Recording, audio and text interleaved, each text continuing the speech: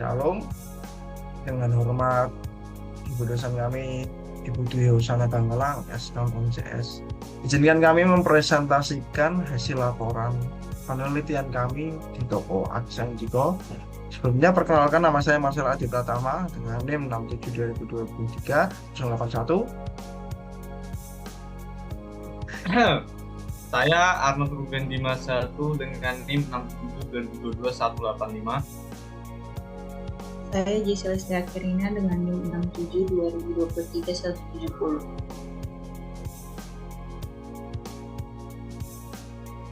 Di sini saya akan mempresentasikan bab 1 bagian pendahuluan. Yang pertama itu latar belakang. Akumulator atau yang dikenal dengan sebutan ACU atau aki merupakan sebuah komponen kelistrikan yang wajib ada pada kendaraan bermotor, baik di mobil atau sepeda motor. Dengan adanya aki akan sangat penting karena dibutuhkan untuk menyalakan starter elektrik, menyalakan valve pump sehingga suplai arus ke dashboard pada kendaraan. Toko aki itu merupakan bisnis yang melakukan jual beli aki, di mana mereka menjual akinya untuk para konsumen yang membutuhkan. Bisnis ini cukup penting dikarenakan hampir semua masyarakat menggunakan kendaraan bermotor untuk melakukan aktivitas sehari-hari. Jadi disitulah peran toko aki itu cukup penting untuk mengatur kesediaan kebutuhan aki di kalangan masyarakat. Lalu industri penjualan aki itu menghadapi tekanan yang signifikan untuk meningkatkan efisiensi operasional dan memenuhi kebutuhan konsumen yang semakin tinggi. Penggunaan basis data dalam manajemen penjualan aki menjadi kritis untuk menyederhanakan proses, meningkatkan akurasi data, dan memberikan wawasan yang diperlukan untuk pengambilan keputusan yang efektif. Lalu ada tujuan dan manfaat. Keputusan untuk memilih studi kasus ini didasarkan pada relevansi dengan tekanan yang dihadapi industri penjualan aki untuk meningkatkan efisiensi operasional dan memenuhi tuntutan konsumen yang semakin tinggi.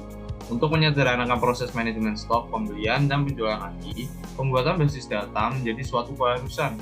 Hal ini tidak hanya akan meningkatkan akurasi data, menghindari kesalahan dalam inventarisasi dan transaksi, tapi juga memberikan wawasan yang diperlukan untuk pengambilan keputusan efektif terkait stok, pemasaran, dan strategi penjualan. Melalui basis data ini, toko Sendiko Aki dapat meningkatkan efisiensi operasional dengan mempercepat proses transaksi dan pengelola inventaris secara lebih efisien, dan dengan demikian akan mendukung pertumbuhan bisnis toko Aki itu sendiri. Lalu sasaran. Aplikasi yang dirancang berfokus untuk pencatatan riwayat, seperti riwayat customer, riwayat supplier atau restock, dan riwayat keluar masuknya barang. Jadi untuk aplikasi yang dirancang itu ditujukan untuk pemilik toko itu sendiri. Lalu ruang lingkup. Sendiko Aki itu berfokus untuk penjual aki untuk kendaraan roda 2 dan juga 4. Jenis aki yang dijual itu aki JIS, karena rata-rata kendaraan di Indonesia itu berasal dari Jepang. Untuk jenis aki yang ada di toko itu ada dua, yaitu aki kering dan basah. Lalu kita masuk ke proses bisnis. Yang pertama ada proses pengecekan stok, yaitu melakukan pengecekan stok, pembelian dan pemesanan barang untuk quality stok, dan juga mendata jumlah stok yang tersedia. Biasanya itu dilakukan oleh ownernya itu sendiri. Lalu pemesanan barang itu customer bisa memesan barang secara offline dengan datang ke toko atau online via chat WhatsApp atau e-commerce. Karyawan juga bisa membantu customer menentukan barang yang cocok atau dibutuhkan untuk membeli dan menentukan barangnya, serta juga bisa membantu memasangkan barangnya. Selain karyawan yang melakukannya, biasanya ownernya itu juga turun tangan langsung. Lalu untuk pembayaran barang, jika customer sudah mendapatkan barang yang dibutuhkan, maka bisa melakukan pembayarannya ke kasir. Lalu kasir menerima metode pembayaran secara cash dan cashless. Lalu yang selanjutnya ada pelayanan. Di sini selain karyawan itu, owner juga melayani customer dengan melakukan pemasangan atau menentukan barang yang dibutuhkan. Dan juga karyawan juga melayani customer seperti melakukan pemasangan barang.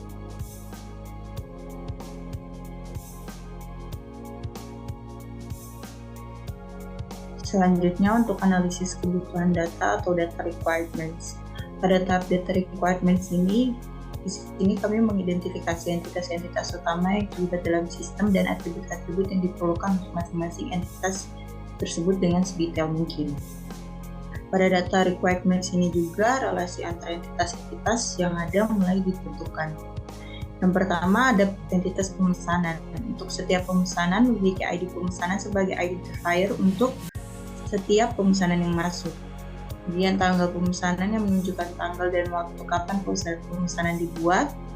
Quantity atau jumlah pemesanan untuk menampilkan barang atau produk yang dipesan. ID barang sebagai identifier untuk barang atau produk yang dipesan. ID karyawan sebagai identifier untuk karyawan yang bertanggung jawab atas pemesanan yang dilakukan atau sebagai orang yang mengerjakan. Kemudian ID customer sebagai identifier untuk pelanggan yang melakukan pemesanan tersebut. Selanjutnya entitas customer. Data yang didapatkan atau dimiliki dari customer berupa ID customer sebagai pembeda untuk setiap pelanggan yang melakukan transaksi. Nama customer, nomor telepon yang dapat digunakan untuk menghubungi pelanggan berkaitan dengan pemesanan atau lainnya. Kemudian alamat lengkap atau alamat pengiriman ke pelanggan. Selanjutnya entitas karyawan. Untuk karyawan adanya ID karyawan sebagai identifier setiap karyawan yang bekerja.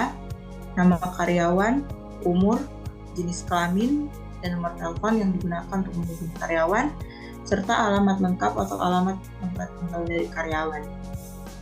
Kemudian entitas gaji. Pada gaji, data-data yang diperlukan berupa ID gaji sebagai identifier data setiap gaji, ID karyawan sebagai pembeda yang menghubungkan gaji dengan setiap karyawan yang menerima gaji, tanggal gajian yang menunjukkan tanggal dan waktu gaji diberikan atau dicatat, dan nominal gaji untuk mencatat jumlah uang yang diberikan kepada karyawan sebagai gaji.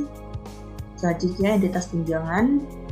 Pada entitas tunjangan, data yang diperlukan merupakan ID tunjangan sebagai identifier untuk setiap tunjangan yang diberikan kepada karyawan, tunjangan untuk menunjukkan nominal yang akan diberikan kepada karyawan, detail tunjangan sebagai detail terkait jenis tunjangan yang diberikan, ID karyawan sebagai identifier untuk setiap karyawan yang menerima tunjangan.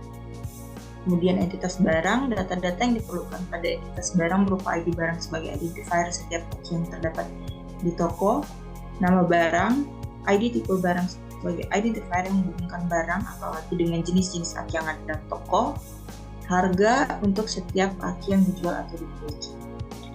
Selanjutnya tipe barang. Pada tipe barang terdapat ID tipe barang sebagai identifier dari setiap jenis barang atau aki yang ada.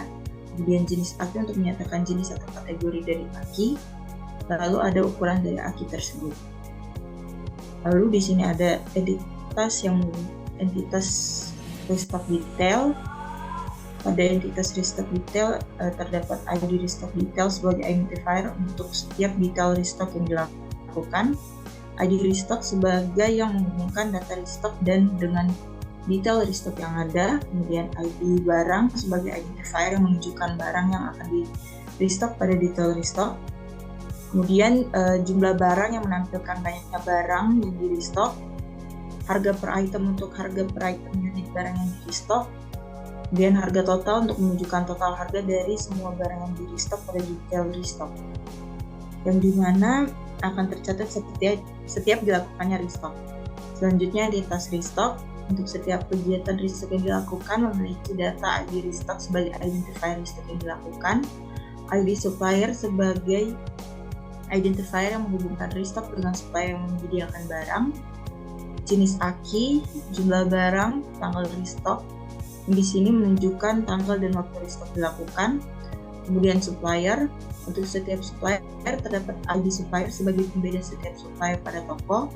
Kemudian nama supplier, di sini menunjukkan nama perusahaan dari supplier sebagai penyedia barang, dan alamat supplier. Pada entitas pembayaran, setiap pembayaran yang dilakukan memiliki ID pembayaran sebagai identifier untuk setiap pembayaran yang dilakukan oleh customer. Lalu ID pemesanan sebagai penghubung antara pembayaran yang dilakukan dengan pemesanan yang dibuat sebelumnya. Nominal pembayaran, kemudian metode pembayaran, dan tanggal pembayaran.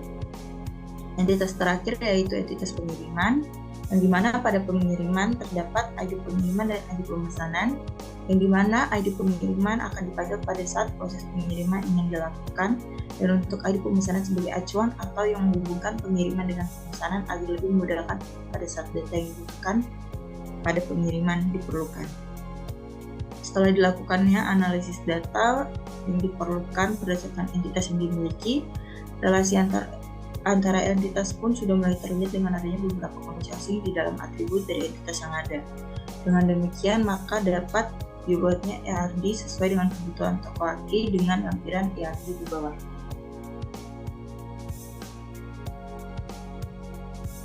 Berikutnya, pengimplementasian dalam sistem basis data. Setelah proses ERD, kita mengimplementasikan ERD tersebut ke dalam sistem basis data. Kita menggunakan MySQL. Data yang sudah terkumpul kemudian diinput dan diimplementasikan ke dalam basis data. Berikut adalah hasil pengimplementasian dari data dari toko Aki Sendiko ke dalam basis data melalui MySQL. Dari data yang ada menghasilkan 12 tabel atau entitas dan 1698 data. Setelah entitas, atribut, dan data terbentuk, terorganisir dengan baik, selanjutnya adalah relasi yang terjadi antar tabel. Relasi yang terjadi saat implementasi basis data di MySQL, di mana pemesanan menjadi induk dari semua entitas. Supplier berelasi dengan restock, restock berelasi dengan restock detail, tipe barang berelasi dengan barang, barang berelasi dengan restock detail, barang berelasi dengan pemesanan, pembayaran berelasi dengan pemesanan, pengiriman berelasi dengan pemesanan, customer berelasi dengan pemesanan, gaji berelasi dengan karyawan, tunjangan berelasi dengan karyawan, dan karyawan berelasi dengan pemesanan. Dan dari relasi tersebut dan semua data yang ada menghasilkan laporan-laporan berikut. Setelah semua data yang tersusun dan dikelompokkan, pengujian data atau keberhasilan database juga harus dilakukan. Dan berikut adalah hasil pengujian database. Di sini kami ada 5 pengujian database, pengujian data yang ada, yaitu customer yang berasal dari Semarang, terus menampilkan semua total barang yang pernah dibeli customer, lalu ada menampilkan total semua pengeluaran customer di toko Aki Sendiko, lalu ada menampilkan laba dari total pendapatan penjualan Aki dan pengeluaran stok Aki, lalu ada menampilkan total stok yang tersedia. Dan dari semua itu, data-data yang ada sudah kami teliti dan kami ambil dari toko Aki Sendiko pada tanggal 21 November.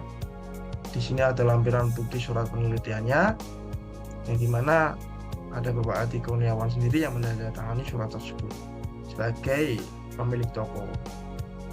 Dan di sini kami melampirkan bukti foto setelah melakukan penelitian. Sekian dari kelompok kami. Maaf jika ada kesalahan dan kekurangan dan keterbatasan dalam kami mempresentasikan.